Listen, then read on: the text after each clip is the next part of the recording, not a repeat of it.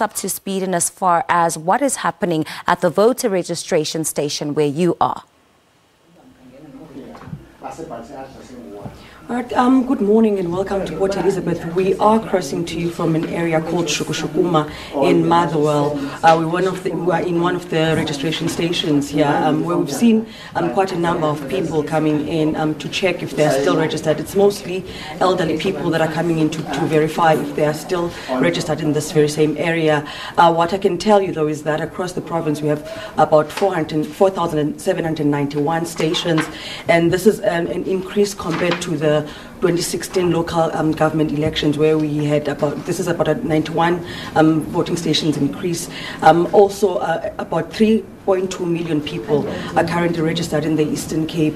And what I can tell you, in the Nelson Mandela Bay, though, we have more than 200 stations, and those include about 20 temporary structures that have been set up in certain areas to ensure that people in those areas also get to check if they're registered to vote, and new voters will also get to register to vote this year.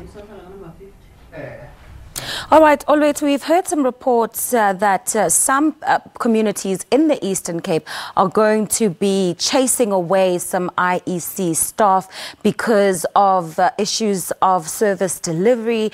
Have you heard anything in as far as protests erupting once again today, just in the areas of PE where you are?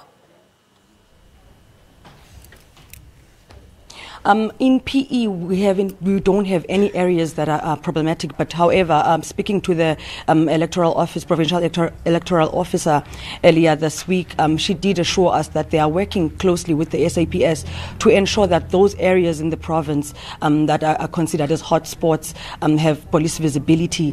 Some of those areas include, for instance, yesterday we got calls from the community in Qumbu, where they were saying that the government promised them to build the community a dam, and they will not allow any IEC officials to enter that area, saying there will be no registration.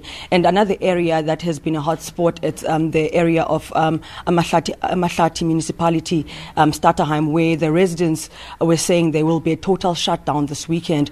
They will not allow anybody from the IEC to go in because they are complaining about issues, local government issues. They've been complaining about leadership in that municipality, saying that there's maladministration, saying there's corruption and fraud, and also saying there's nepotism in that area. There have been protests in that area. So those are some of the areas that the SABC officials will be visible in, checking out if IEC officials are safe and their equipment is also safe. But in Port Elizabeth so far, in the Nelson Mandela Bay Metro, there hasn't been anything. All right, that's where we'll leave it. That's our reporter, Olwethu Matsipane, coming to us from Port Elizabeth.